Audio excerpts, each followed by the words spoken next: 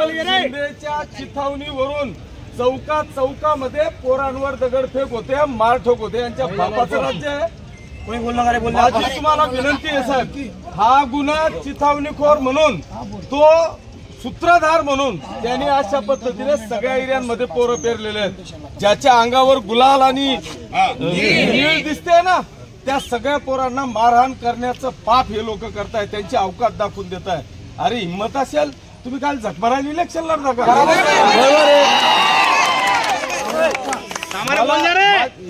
आता मी तुम्हाला एक मिनिट जरा, मी तुम्हाला हात जोडून विनंती करतो, काळजी करण्याचा आजचा दिवस त्यांचा आहे. 5 वर्ष तुमचे, काळजी करू.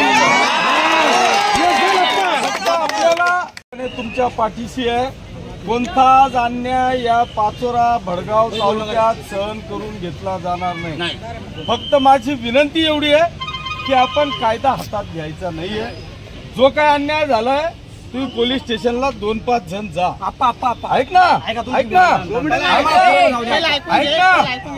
आपण 2-5 जण जे आहेत, महिला असतील ज्यांच्यावर अशा पद्धतीने त्यांनी हे केलं, पुरुष असतील ज्यांच्यावर अशा पद्धतीने त्यांनी जातीवाचक शिवीगाळ केली, दगडफेक केली, तो गाडीचा एक वेगळा गुन्हा दाखल होईल. साहेब मी तुम्हाला विनंती करतो, हा गुन्हा नुसता या पोरांवर नाही तर त्या अमोल शिंदेवर,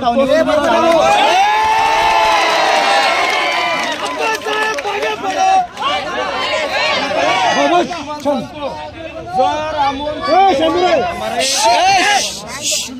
शिंदेच्या चिथावणीवरून चौकामध्ये पोरांवर दगडफेक होते, मारठोक होते. यांच्या बापाचं राज्य आहे.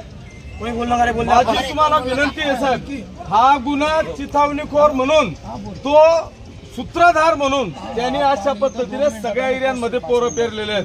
ज्याच्या अंगावर गुलाल आणि नीळ दिसते ना, त्या सगळ्या पोरांना मारहाण करण्याचं पाप हे लोक करतायत. त्यांची अवकात दाखवून देत आहे. अरे हिंमत असेल तुम्ही काल झकमाराने इलेक्शन लढता का?